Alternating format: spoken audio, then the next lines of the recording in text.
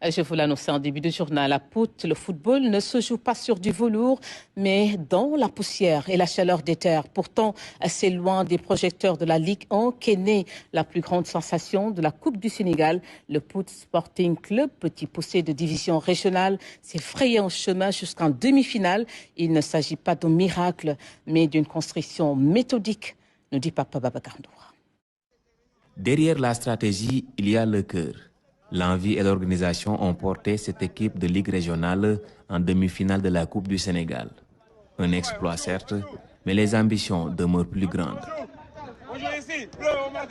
Depuis 4 ans, 5 ans, toujours est en play-off, en division régionale, en play-off, en demi-finale.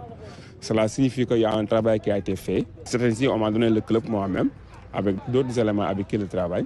Donc, on fait un travail collégial. Né en 1987 et plus tard d'une fusion entre Avenir de Pout et Ndadje, l'équipe se distingue par sa régularité. Mais l'héroïsme des joueurs ne peut occulter une réalité paradoxale, celle d'un manque de moyens que les dirigeants tentent d'absorber par l'organisation. Sur le plan administratif, il y a eu beaucoup d'améliorations parce que nous sommes commencé par mettre de côté tout ce qui est anarchie dans l'équipe en mettant en place, n'est-ce pas, un règlement intérieur, n'est-ce pas, qui concerne tous les acteurs du club. Nous avons concocté, n'est-ce pas, un directoire technique très efficace et qui travaille en étroite collaboration avec les coachs, vraiment que nous remercions de passage. Et là aussi, par rapport, n'est-ce pas, aux conditions des joueurs, nous avons instauré, n'est-ce pas, des motivations. Pout Sporting Club a le talent, mais manque de structure. Le terrain communal attend encore une modernisation malgré les investissements consentis par le premier bailleur de l'équipe qui salue l'impact social de ce parcours historique. Nous avons augmenté sensiblement la subvention. Il y a des potentialités, il y a beaucoup de compétences, ça et là. Mais le premier défi à relever, c'est un défi d'infrastructure.